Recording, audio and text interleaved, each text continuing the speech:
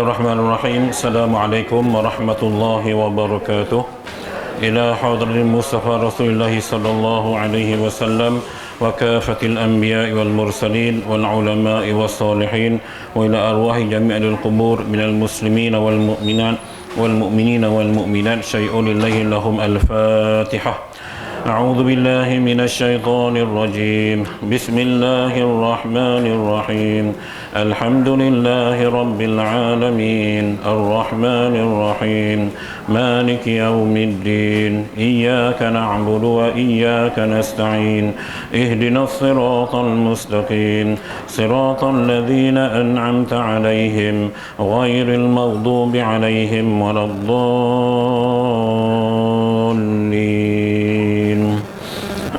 Alhamdulillahi Rabbil Alamin wa bihi nasta'in wal 'aqibatu lil muttaqin wa la 'udwana illa 'alal zalimin. Wassalatu wassalamu ala Rasulillahil Karim Sayyidina Maulana Muhammadin wa ala alihi wa sahbihi ajma'in. Subhanaka la 'ilma lana illa ma 'allamtana innaka antal 'alimul hakim. ولا حول ولا قوة إلا بالله العلي العظيم. اللهم يسر أمورنا ولا تعسر رب يسر ولا تعسر رابطا بالخير آمين يا رب العالمين. Sekali lagi Assalamualaikum warahmatullahi wabarakatuh. Baik, muka surat 131 dan jika tu ya. So kita kena ulang sikit ayat sebelum tu dan jika juga sebab dua-dua tu berkait. Okey. Baris 1, 2, 3, 4, 5, 6, 7, 8, 9, 10 13 dari bawah kitab lama muka surat 131 baris ke-13 daripada bawah dan jika tu dan jika tu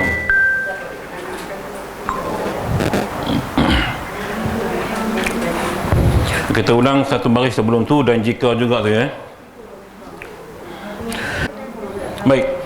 Dan jika didapatkan dia oleh orang negeri pada badih yang aman, maka harus baginya memindahkan dia kepada negeri atau kepada dusun.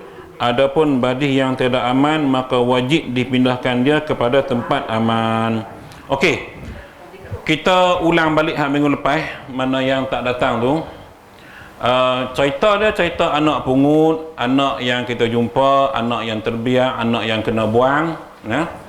Jadi bila dah dapat sekarang ni, kita dah sampai bab nak serah kat siapa untuk bela. Badih ni penjagalah ya, pengawal atau pemelihara yang jaga, mengangkat ke apa saja istilah yang boleh kita berikan kepada si penjaga tadi. Jadi dia kata di sini, okey, kalau didapatkan dia itu kembali kepada budak tadi anak yang kita jumpa tu oleh orang negeri pada badih yang aman. Badih maksudnya penjaga ataupun kita katakan orang yang nak mengasuh tu yang aman, kawasan tu aman, maka harus baginya memindahkan dia kepada negeri. Pindah sini sebab dia jumpa kawasan tu aman, cuma tak ada masalah apa, dia nak ambil ke negeri dia, no problem. Ini kita cerita minggu lepas tentang pedagang yang datang. Kalau tuan-tuan masih ingat lah, saya takut lupa pasal kenyang mi tu, saya takut tu ya. Sedap penangan mi tu takut lupa. Okey. Atau kepada dusun ya, atau kepada dusun. Adapun badih yang tiada aman, maka wajib dipindahkan kepada tempat aman. Tapi kalau kawasan tu, tengok kawasan perseteran penduduk kampung tu memang bermasalah, banyak penagih dadah contoh ya, banyak berlaku kes-kes jenayah, maka kita kena wajib pindahkan budak tadi ke tempat yang lebih aman. Aman dalam kitab lama ni tuan-tuan kena faham, dalam moden kita kata dalam keadaan selamat lah. Mungkin ada security, dalam konteks zaman kita ni ada security dan sebagainya. Kalau di kampung mungkin hidup aman, tak ada masalah. Itu maksud kawasan yang aman, ya, negeri yang aman. Baik. Dan jika didapatkan dia oleh orang Badawi pada negeri, maka seperti orang hadir. Okey. Maknanya kalau yang jumpa budak tadi orang Badawi, Badawi vs dusun, untuk kena faham ya. Zaman dulu Badawi bi'ah dusun bukan maksud bandar dengan kota, tak, tapi di sudut bi'ah, culture, environment, persekitaran. Orang dusun dia agak kasar wataknya, garang lah, kasar, didikan tu kasar. Tapi orang Badawi berbeza, kontra. Jadi kalau kata orang Badawi itu jumpa, didapatkan budak tadi pada orang Badawi tadi, dia kata di sini ya, maka seperti orang hadir, seolah-olah sama macam orang lain yang jumpa, boleh bawa ke mana-mana. Okey, atau didapatkan dia oleh Badawi pada badih, ditetapkan dia pada tangannya. Ataupun orang Badawi tadi sama ada dia pencari orang yang lain boleh mengasuh, ataupun dia sendiri yang ambil tugas mengasuh. Sebab depa kawasan Badawi, kawasan yang kita katakan tenang dan aman. Okey, poin di sini tuan-tuan dan puan sekalian, bila kita tengok didikan dalam Islam, dia banyak dipengaruhi oleh bi'ah. Bi'ah ni bahasa Arab kita panggil persekitaran, environment. Sebab tu environment yang baik, kita tengok dulu kalau kita hantar anak-anak kita pergi pondok, kalau tahfiz, kan environment dia, culture dia berbeza. Pakaian jubah, serban, kita tengok bertenang kan. Mereka punya kehidupan kira tenang tengok sekolah pondok kan. Sebab tu orang tua kebanyakan yang malas nak duduk dengan anak-anak, mereka pergi duduk di pondok orang tua. Macam saya duk buat sekarang ni di Kuala Ketil, kita buat pondok moden, pondok rumah orang tua. So saya buat 10 unit, so rumah batu. Kita tak buat rumah papan lah. Buat rumah batu macam rumah Felda apa tu, tapi kita buat dua macam chalet, dua. Jadi orang tua hak mana tak mau ni pergi duduk di pondok kami. Jadi dia mengaji di masjid, kita dah buat situ. Kira hak mana yang tak mau duduk dengan anak-anak. Nah, pilihan. Di sini ada di Dengkil satu, tuan-tuan. Pondok apa nama tu di Dengkil. Ada juga kalangan cikgu-cikgu pencin yang saya kenal, depa malas duduk dengan anak-anak, depa duduk di situ. Jenderang ke Dengkil, saya lupa. Ya. Okey. Jadi bi'ah suasana. Dan dalam konteks moden saya tengok, kalau universiti lah kan, setakat ni bukan nak bodek kuis dah, tuan-tuan boleh tanya ustaz atau boleh tanya siapa-siapa yang mengajar kat sini. Di kuis setakat ni saya pergi banyak universiti, saya mengajar pun banyak universiti. Di kuis yang saya lihat, bi'ah dia masih lagi kekalkan Islamik punya bi'ah. Maksudnya perempuan lelaki asing duduk, even di kantin sekalipun, termasuk pesyarah. Makna pesyarah tak boleh duduk makan sekali, lelaki perempuan memang tak boleh. Dia wujudkan sistem macam tu, bi'ah suasana. Jadi terbentuk satu suasana Islamiah. Maka benda ini dia mempengaruhi akhlak pelajar tadi. Dia rasa segan tau nak makan sekali dengan dia, jadi segan. Dia memang kena jarak asing-asing. Kalau kata pesyarah ni, perempuan meja ni, lelaki meja ni, dia memang tak duduk sekali. Tapi kalau tuan-tuan pergi UAE dah hancur, USIM pun hancur. Dia campur habis bertepuk. Kalau macam di kuis ni nak tepuk tangan bagi segan lagi tau. Budaya tu dia belum, kita tak terapkan. Kalau tepuk pun dia akan macam ni. Dia jangan yo tu tak ada. Takat hari ni lah kita masih berjaya kekalkan benda tu lagi. Jadi saya nak cerita apa? Bi'ah suasana. Suasana dalam pendidikan dia amat mempengaruhi kita punya attitude, perangai. Macam tu di rumah kita pun serupa lah. Kalau ayah minat Gusti, mak minat Gusti, anak minat Gusti, itu lah. Kan? Cerita mudah lah, contoh mudah. Serupa benda lain pun. Jadi dia mempengaruhi watak kita. Tu dalam didikan, sebab tu dia terapkan tuan-tuan. Dalam kitab dia sebut, nak didik anak ni, sampai ke cerita masyarakat, dia tengok orang dusun kan, orang Badawi ke, orang apakah. Maksudnya mereka ni boleh mempengaruhi anak tadi. Sebab tu kita dulu orang tua dulu, anak nakal sangat, dia pergi hantar muh tok guru, kata ustaz ajak anak saya rotan jangan bagi patah luka sudah. So budak tu duduk 5-6 tahun untuk guru, keluar jadi elok. Didikan bi'ah suasana. Sebab tu dalam hari ni tuan-tuan, kalau nak tengok suasana yang betul-betul saya nampak bagus di Indonesia lah, Gontor kat sini pun ada itu di sudut pendidikan lah, Gontor bagus.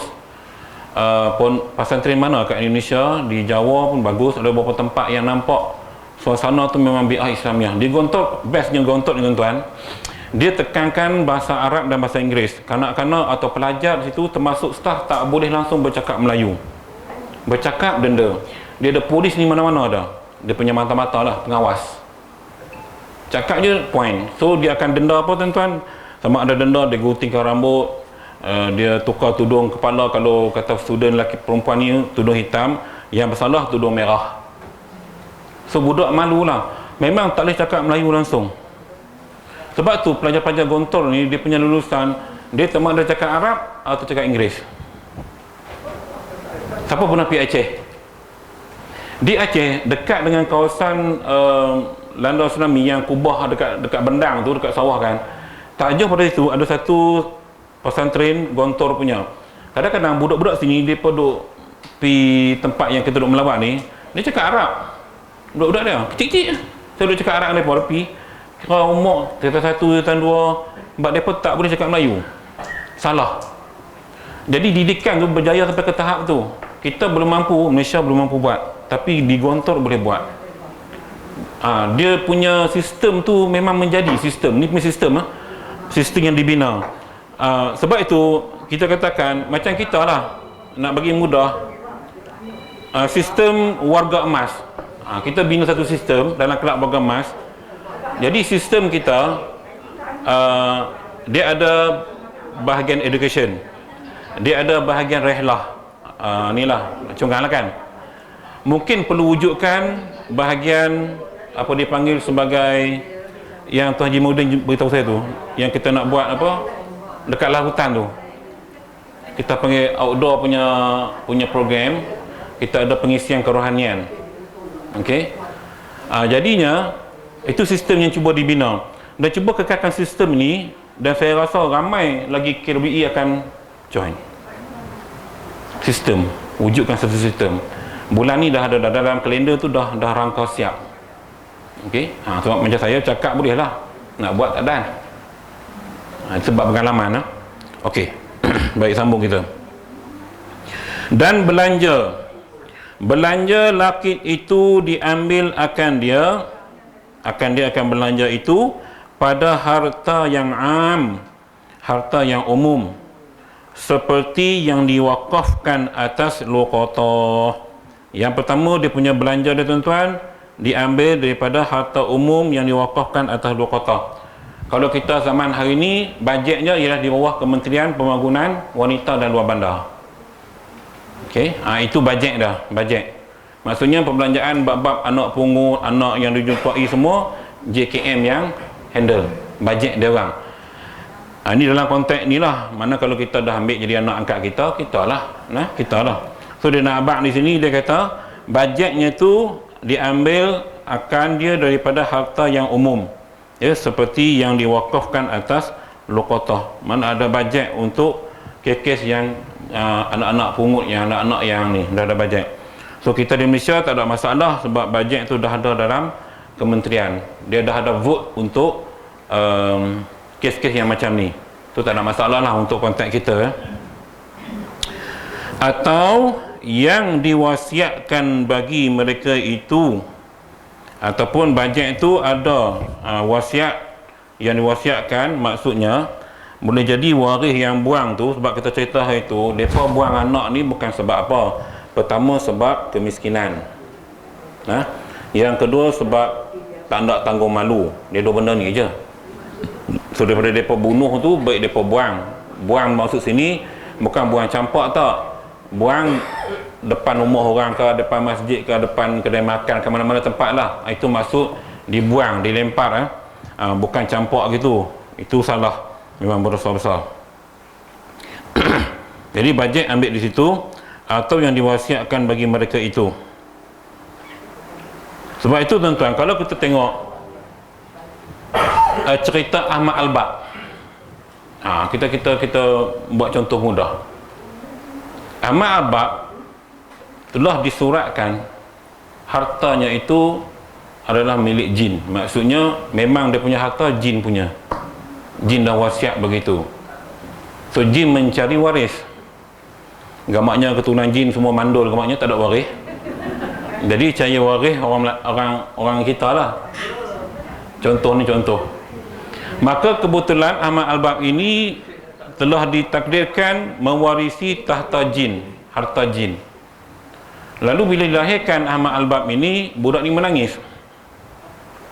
Menangis kerana nama. Tak ada nama pun ketika itu. Rupa-rupanya tuan-tuan, nama baru ni main jumpa satu pasangan. Oh anak, teriak ya anak. Lepas pada tu dia kata dah pergi jumpa ustaz-ustaz semua, tak ada masalah apa ustaz. Saya pun tengok, saya kata nama apa? Saya pun tengok, saya tulis, saya kata nama ni yang pun duk seru, makna tak elok. Lah apa tukar nama? Tukar, kita tukar on the spot. Bapak dia pergi jabatan pendaftaran, berhenti. Tak teriak dah malam. Tidak malam, siang teriak. Bila panggil nama hak baru ni, diam. Tu hak realiti yang saya jumpa depan mata. Maknanya dulu kan saya pernah ceritakan, unsur badan kita ada 4, tanah, air, api, angin. Unsur-unsur inilah yang menjadi definisi kepada nama kita. Dalam kitab Tajuk Muluk diceritakan benda ni. Siapa yang namanya diakhiri dengan sifat angin atau api, memang dia ni hot temper punya orang, pemarah. Jadi bila kita duk panggil nama weh marah, weh marah, weh marah, lama-lama memang dia jadi pemarah, baran. Macam mana nak tahu? Saya ajak lagi sekali. Tapi jangan duk percaya sangat lah. Ini hanya kebetulan. Jangan duk percaya sangat tau, kebetulan. Saya pernah ajak dulu kok lupa lah tu. Tak. Dia kena tanah dulu.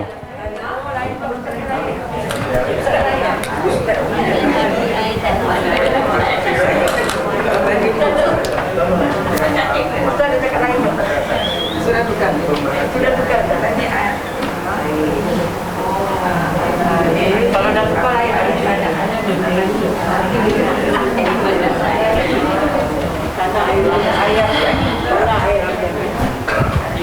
tanah, air, api, angin. Unsur dalam badan manusia. Okey. Jadi kitab-kitab lama, tak tahu ulama-ulama yang tulis ni macam mana ilmu mereka ada. Tapi bila saya duk buat kajian lama dah, bab ni bertahun dah, rupa-rupanya memang ada kaitan dengan sifat si pemilik nama tersebut, dengan syarat mesti dieja dalam jawi. Kalau Rumi payah Intan Kusuma Dewa Raja, pening. Jadi katalah Syahidan, dia je macam ni, jawi. Shin haya dan alif nun. Jadi shin tanah, air, api, angin, tanah, air. So huruf yang terakhir ini ia merujuk kepada sifat air. Jadi sifat air ni tenang, kadang-kadang berombak, gitu je. Kadang-kadang banjir. Tetapi dalam kekerapan dia, dalam kekerapan sifat air tenang. Okey? Hanya bila ditiup angin dia akan berombak, bergelombang. Jadi tsunami bila ditiup. Jadi kita hendak yang ending huruf ini memiliki dua sifat ni. Ini yang positif. Kalau sifat ini dia negatif. Kalau tuan-tuan cek sekarang, jangan marah sama ayah kita lah. Tapi tengok diri kita, aku ada tak sifat ni? Tanah ni paling bagus tanah lah. Sopan santun, lemah lembut, budi bahasa, penyabar, itu sifat tanah. Subur tanah, tempat temuhnya tumbuh-tumbuhan. Jadi pakai eja sendiri.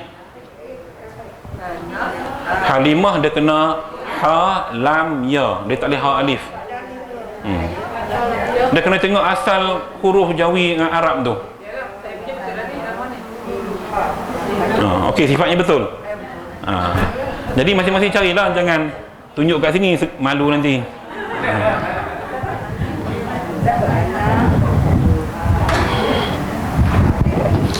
Dan tengok pula pasangan kita nama tu. Jadi ada yang dapat hidup berpuluh tahun berkahwin, okey, cocok dia punya ni. Tapi ada yang kerap berkelahi, baran sebagainya. Kadang-kadang dia kontra. Yang selalu bercerai dua sifat ni. Bini hak ni, laki hak ni, memang selalu bercerai. Ini pengalaman saya di JAKIM dulu. Dulu saya dari JAKIM, saya bahagian psikologi rumah tangga ni. Okey. Kes ni saya duk handle, saya duk tengok kebanyakan yang Pasangan perceraian berlaku bila tengok nama laki hak ni, bini hak ni, memang kerja berkeli je. Seorang api, seorang angin. Elok. Jadi dia kena seimbang. Seimbang. Maka panduan di sini bagi tuan-tuan perempuan yang ada cucu, anak dah habis dah. Nak tukar berdasarkan pun tak boleh dah. Ni cucu kan. Jangan duk sedap panggil sedapnya. Orang lah ni kerja sebut panggil sedap. Oh sedap nama. Kan panjang benar nama. Yang panggil sikit, yang panggil tu doa tu. Yang panggilan harian itu adalah doa. Tak guna buah panjang-panjang. Lah. Timah, mah. Joyah, ya. Tu nama pendek, tu nama panjang tak tahu lah. Kan? Maka sebab itulah panggilan itu adalah doa. Kalau kita nak doa yang baik-baik, baik-baik. Macam contoh yang saya sebut tadi lah, yang main rumah saya tu, baby kan, budak. Tukar nama, terus berhenti teriak. Tak teriak dah. Sebab dia tak suka nama tu. Sebab itu tuan, ada buku-buku yang nama-nama tapi dibuat oleh Yahudi. Nama-nama Islam ni, nama-nama anak-anak ni dibuat oleh orang Yahudi. Hati-hati. Jadi nampak makna sedap belaka. Kena rujuk Arab yang betul-betul. Kalau tak faham tengok kamus. Ada kamus Arab Melayu lah. Tak faham tanya Pak Din pun boleh. Biar panggilan itu doa untuk dia, baru jadi rahmat barakah. Kena ingat tu. Jadi semua dah boleh tulis nama masing-masing. Senyap-senyap je lah, tak usah duk cakap kat siapa-siapa. Balik malam ni tengok, betul sifat aku. Jadi kalau kita ada yang sini, tuan-tuan boleh baiki, tak ada masalah. Kita cuba kawal. Kawal kemarahan, kena kerap berwuduk. Itu je. Kawal mood. Angin ni orang mudi sebenarnya, orang mudi. Mudi, jenis mood tak elok. Kadang okey, kadang tak okey. Itu angin. Sebab dalam 4 ni yang paling bahaya ni je. Panah baran. Jadi kalau laki kita panah baran, cuma cek nama di hujung belah. Okey, cek. Bincang elok lah. Jadi maknanya kalau dia jenis happy, kita kena ni. Baru dia boleh hidup bersama. Jadi kalau yang belum terima menantu, kena cek. Bakal menantu tu. Ya betul tuan-tuan, kita tak mau masalah berlaku bila dah akad nikah, tahu bergaduh semua, malu. Kita tak mau benda tu ada. Jadi tuan-tuan dah mengaji ilmu hari ni, kan, kurang-kurangnya dapatlah sikit sebanyak, boleh praktis. Sebelum bertunang tu, nama mak hang siapa, tanya anak kita kan. Dia berhabat lah, Siti Rashidah. Ada nama Rashidah sini? Ambil nama ada yang tak ada sini boleh? Maimunah ada sini?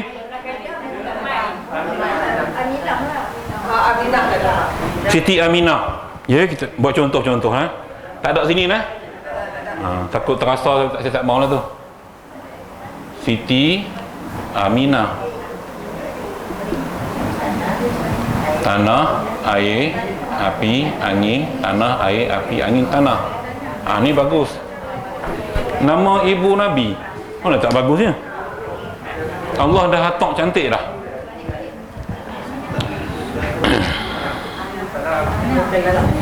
Cuma lah ni tak ada nama-nama yang macam ortodok ni, tak ada dah.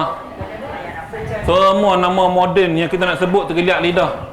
Dia campur habis. Mana bahasa Sanskrit, mana dia ambil, kita pun tak tahu.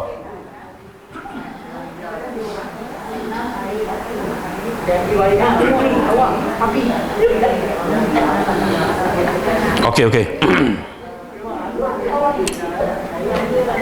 Okey, dah jumpa semua nah. Okey. Diam-diam sudahlah.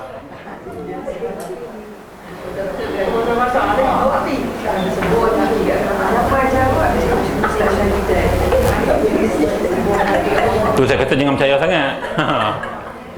Okey.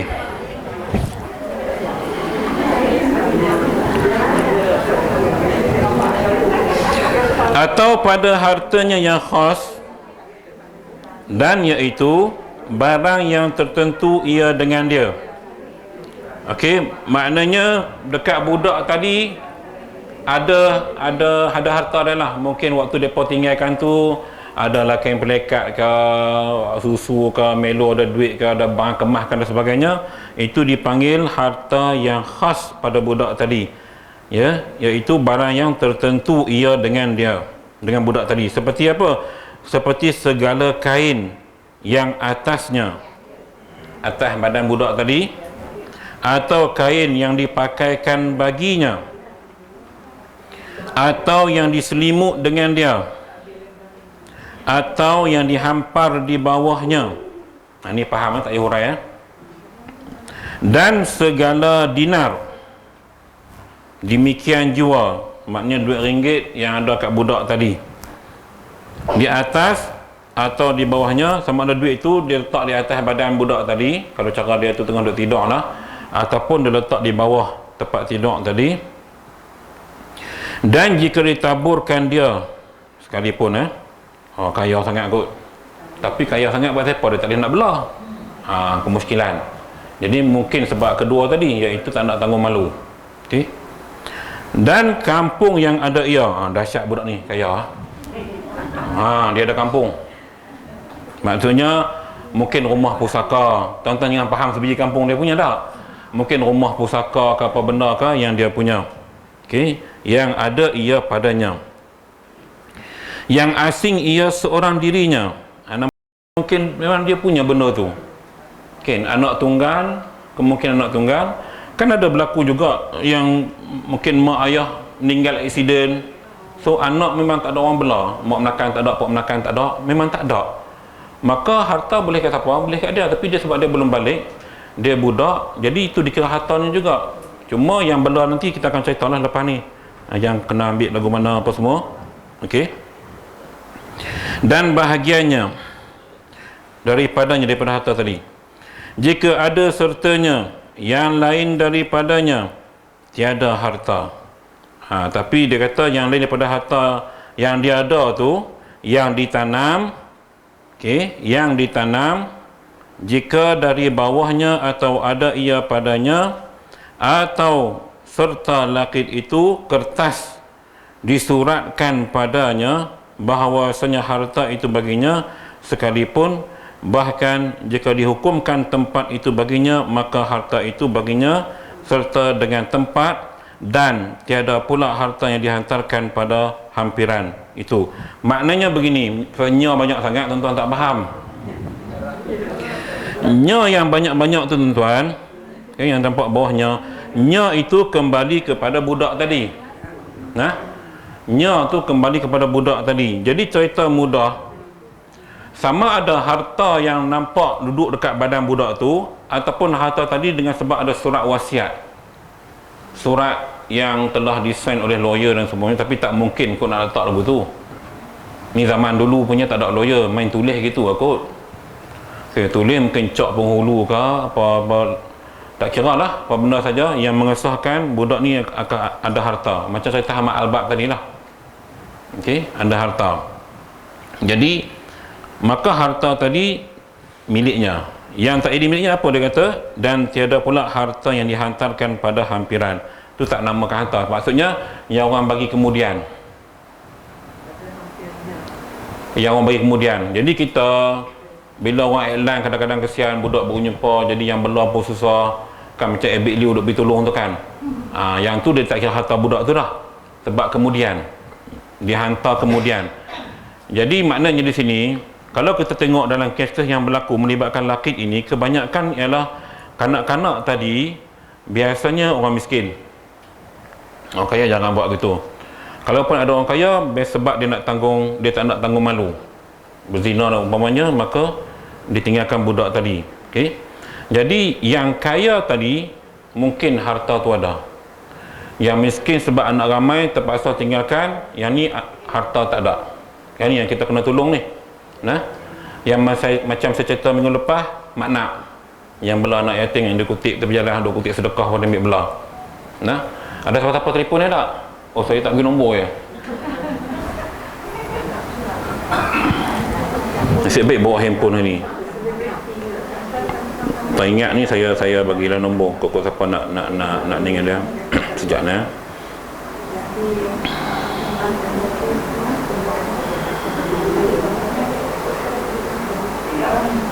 Saya bagi nombor dia sebab minggu lepas saya tak bagi, saya tak buat handphone. Ni kebetulan buat handphone, saya bagi Ustaz.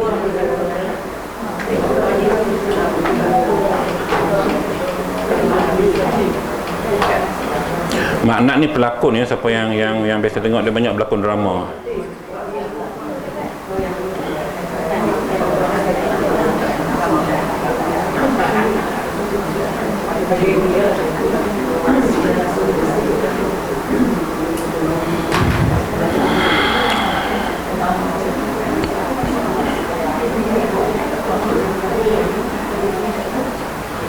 Nak cari ni payah kan?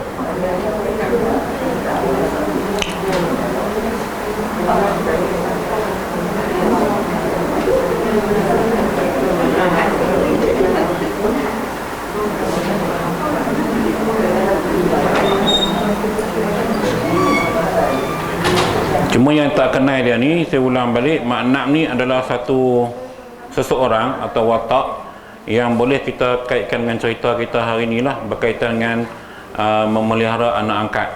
Ya, dia kutip anak-anak yang tak ni, dia belah. Dia tak ada pusat tapi dia belah sendiri. Dia bukan macam rumah anak yatim. Rumah yatim dia berdaftar. Saya share ni sebab saya save nama Mak Nak pun, tapi memang saya ada ni banyak sangat group. Baik, nanti saya share dalam group.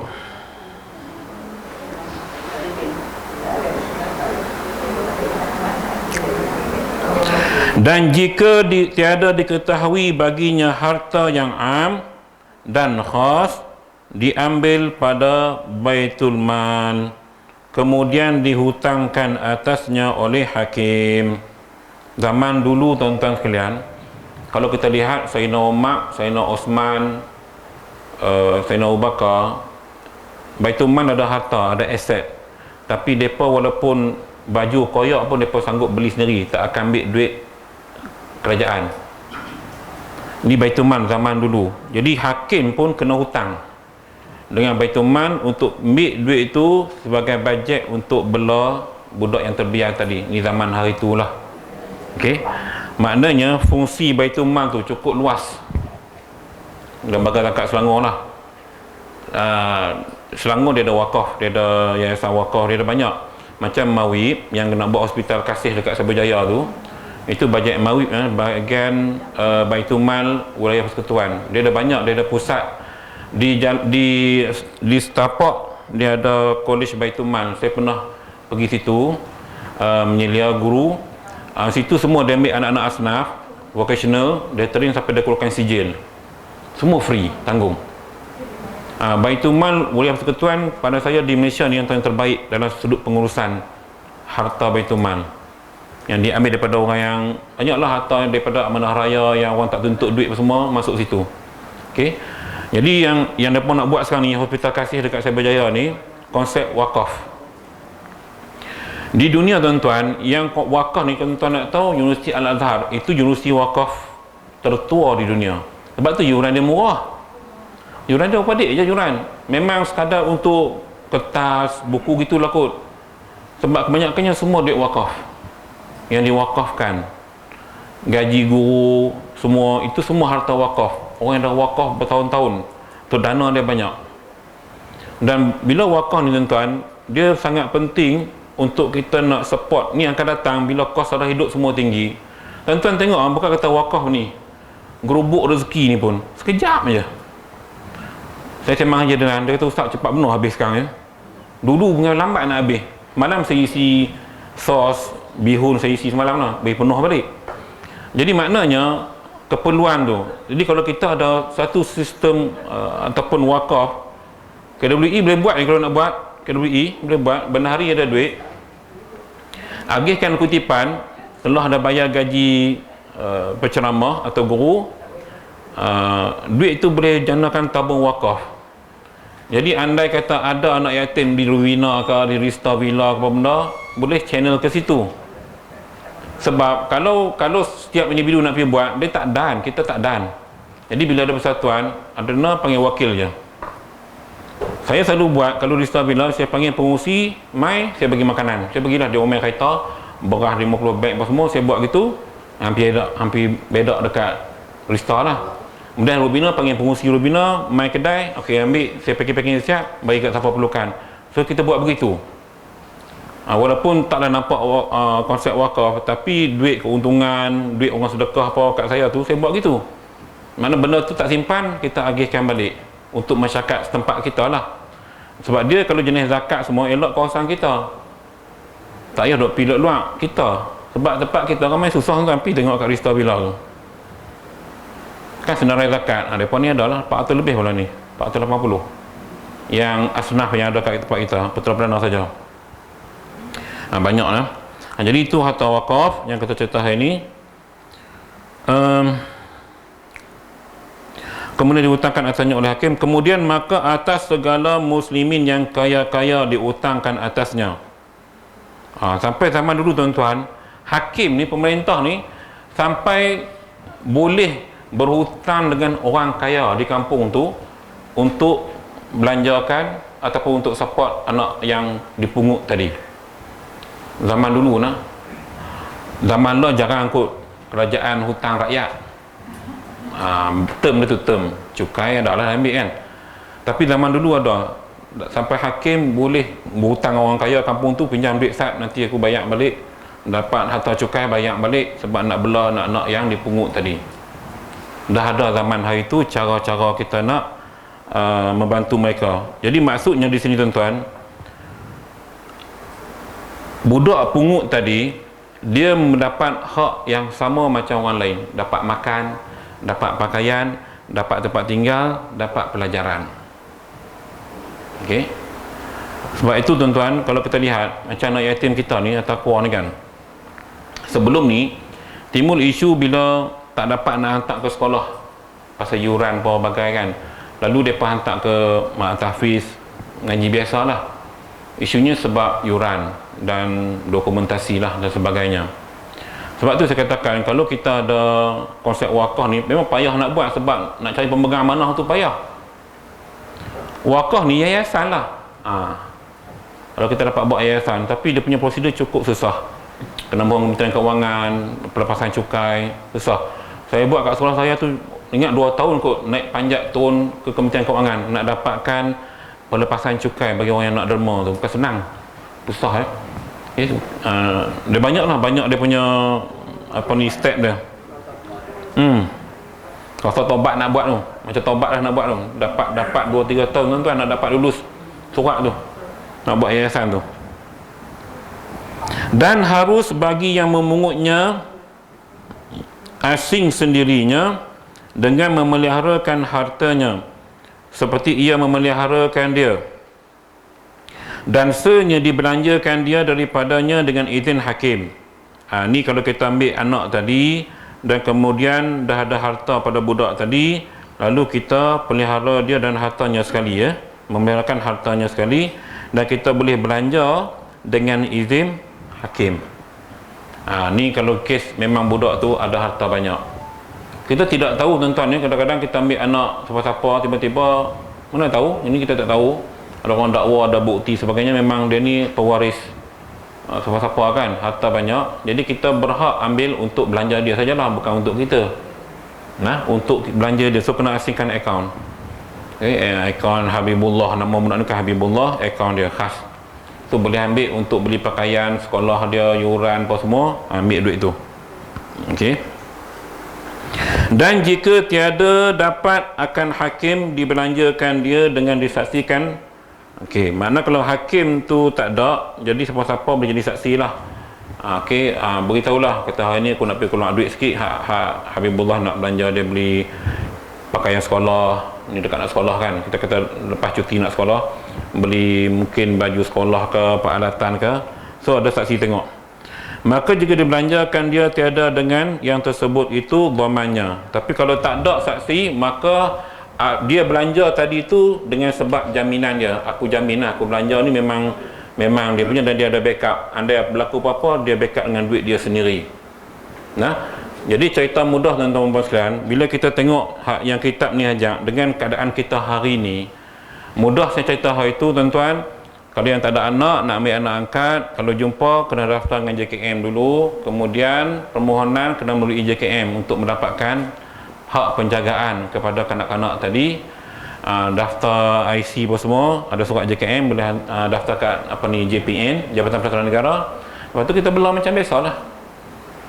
Jangan anggap dia anak tiri, tapi anggap dia anak macam anak kita sendiri. Islam dia nak adil. Syarat tu kena adil. Sebab tu kalau yang kita akan bicarakan lepas ni, syarat-syarat dia ada banyak situ, fasal yang muka surat 133. Kita sambung sikit lagi sebelum kita buat doa selamat untuk Hajah Halimah hari ni. Dia minta buat doa selamat. Okey. Next page, faslun.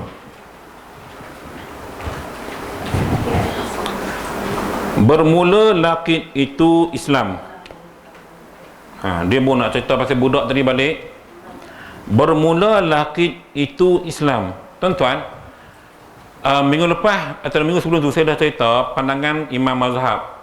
Ada yang kata laki itu daripada bayi, daripada lahir hinggalah umur balik. Okey. Jadi hukum Islam mudah. Kalau jumpa budak yang kita katakan tak tahu siapa punya, terus ke Islam sehingga dia balik, kita belah. Tu dia kata bermula laki itu Islam. Ya. Islam ya. Sebab dia kecil. Tak kira mak bapak dia siapa pun. Sebab dia terbuang yakni dihukumkan Islamnya. Nampak ya?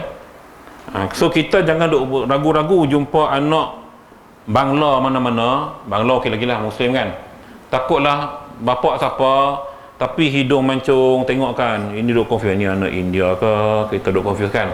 Tengok mata cepek sikit, ini anak Cina ke, dia ni macam mana taraf dia. Jangan duk pening. Agama dah buat begitu dah.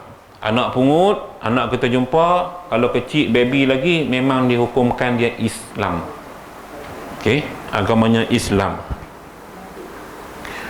Kerana mengikut bagi kampung. Apa maksud mengikut bagi kampung? Dia ikut majoriti penduduk kampung. Biasanya kalau kampung tu 99% Islam lah, senang. Macam Putra Perdana, majoriti Muslim, Islam lah. Cina tak ramai kan, India pun tak ramai, banyak kan memang orang Melayu kita Islam. Maka kita hukumkan yang kita jumpa sekitar Taman Putra Perdana adalah Islam. Gitu maksudnya. Tak kira jumpa kat mana-mana, saya bagi label tu ke, dekat Speedmart ke, jumpa tangga Pak Man Kenanga ke, mana-mana ke, Islam. Ya, contoh. Dan jika dihubungkan dia oleh kafir dengan tiada saksi, dengan nasabnya sekalipun, walaupun kita rasa macam ini anak orang bukan Islam kan, walaupun tak ada saksi, ada saksi, tapi tetap dihukumkan Islam sebab dia ikut kawasan kampung. Dan ini jika didapatkan dia pada tempat yang ada padanya Muslim. Nampak? Okey, mudah Islam ni. So jangan duk keliru lah. Maka agama yang ditulis pada laporan tu adalah agama Islam. Ini contoh. Jika negeri kafir sekalipun, nampak? Di Amerika, contohnya kita duduk di Amerika, tapi kawasan penempatan kita tu Muslim, majoriti Muslim, 90% Muslim, jumpa budak, memang muka Mak Saleh. Tak kalau muka orang Melayu pasal duduk di Amerika, muka Mak Saleh lah. Kalau ikut kitab ini, walaupun negeri kafir tapi kawasan tu majoriti Islam, maka budak tadi dihukumkan dia Islam.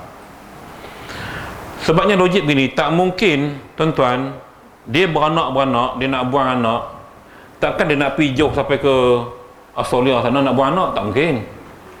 Atau nak pergi ke Sabah, Sarawak, Johor, dia duduk Puchong je pun tak munasabah. Sebab kalau kata kanak-kanak baru lahir, jangka hayat tu kalau dia pergi jauh, mungkin budak tu boleh meninggal. Maka dia akan buang dekat-dekat ni. Sebab tu polis cepat dapat tangkap. Dia tahu dah, kejap je seminggu dapat tangkap. Lama sekarang lagi cepat ya, DNA dan sebagainya, cap jari, cukup mudah. Jadi tak payah nak elak. Maka sebab itu dia katakan kawasan situ. Jika dapat mungkin keadaan laqid itu daripada Muslim, jikalau orang yang kena tawan yang bertaburan.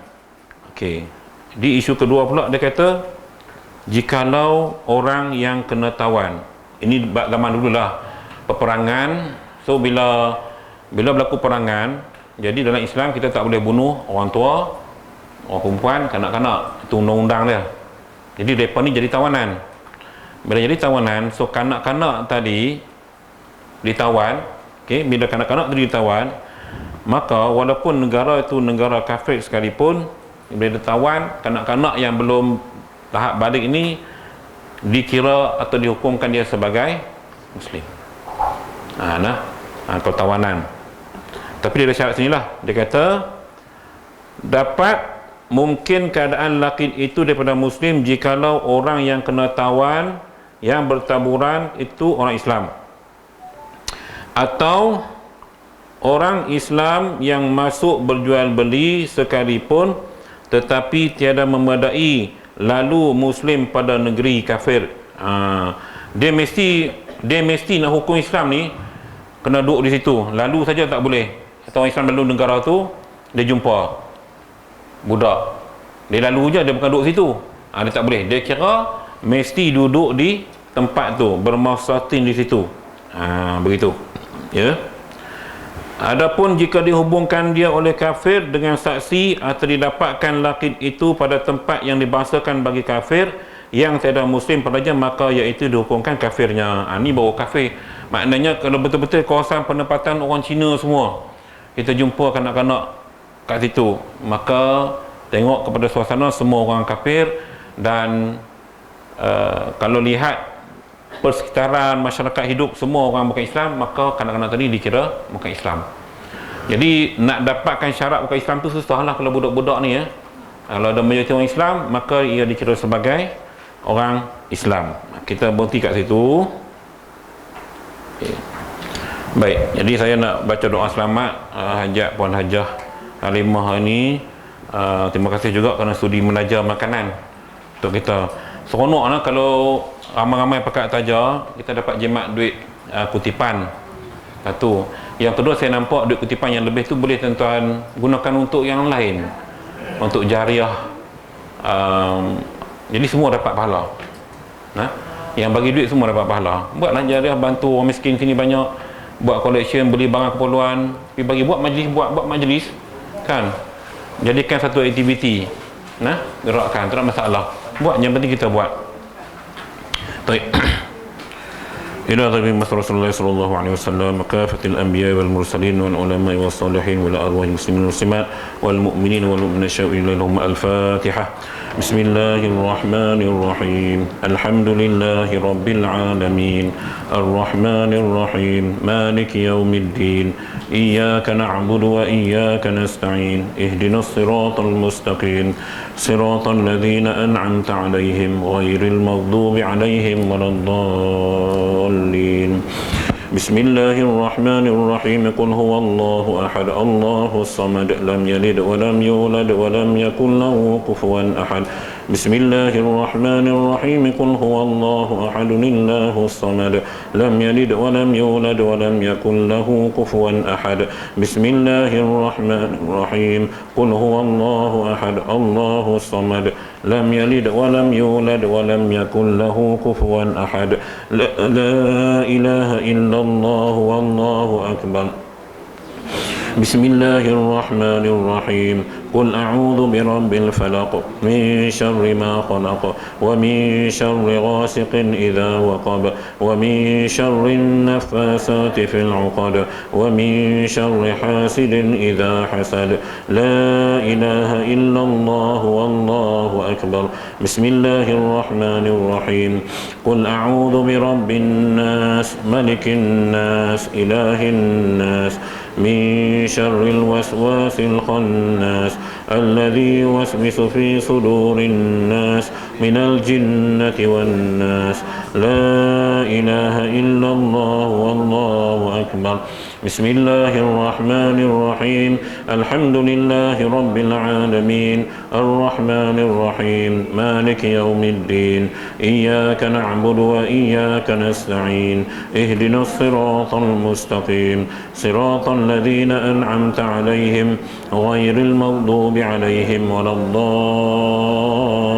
الضالين اللهم صل وسلم على سيدنا محمد في الأولين والآخرين وسلم رضي الله تبارك وتعالى عن كل الصحابة رسول الله أجمعين بسم الله الرحمن الرحيم الحمد لله رب العالمين حمدا شاكرين حمدا ذاكرين حمدا راضين حمدا مستغفرين حمدا يوافي نعمه ويكافئ مزيده يا ربنا لك الحمد كما ينبغي لجلال وجهك وعظيم سلطانك اللهم صل على سيدنا محمد صلاة تنجينا بها من جميع الأهوال والآفات وتقضينا يا الله جميع الحاجات وتطهرنا بها من جميع السيئات وترفعنا بها عندك على الدرجات وتبلغنا بها أقصى الغايات من جميع الخيرات في الحياة وبعد الممات وعلى آله وصحبه وسلم تسليما كثيرا برحمتك يا أرحم الراحمين اللهم إنا نسألك سلامة في الدين وعافية في الجسد وزيادة في العلم وبركة في الرزق وتوبة قبل الموت ورحمة عند الموت ومغفرة بعد الموت اللهم هون علينا في سكرات الموت والنجاة من النار والعفو عند الحساب اللهم إنا نسألك العفو والعافية والمعافاة والصحة الدائمة في الدين والدنيا والآخرة اللهم إنا نسألك العفو والعافية والمعافاة والصحة الدائمة في الدين والدنيا والآخرة اللهم إنا نسألك العفو والعافية والمعافاة والصحة الدائمة في الدين والدنيا والآخرة اللهم أصلح ذات بيننا وألف بين قلوبنا واهدنا سبل السلام ونجنا من الظلمات إلى النور واجعلنا الفاحش ما ظهر منها وما بطن اللهم اغفر لنا ذنوبنا ولآبائنا ولأمهاتنا ولأجدادنا وجداتنا ولمشايخنا ولجميع المسلمين والمسلمات والمؤمنين والمؤمنات الأحياء منهم والأموات برحمتك يا أرحم الراحمين ربنا ظلمنا أنفسنا وإن لم تغفر لنا وترحمنا لنكونن من الخاسرين ربنا هب لنا من أزواجنا وذرياتنا قرة أعين واجعلنا للمتقين إماما ربنا آتنا في الدنيا حسنة وفي الآخرة حسنة وقنا عذاب النار وصلى الله على خلقه سيدنا محمد وعلى آله وصحبه أجمعين سبحان ربك رب العزة عما يصفون وسلام على المرسلين والحمد لله رب العالمين تقبل الله منكم منا ومنكم تقبل يا كريم sama-sama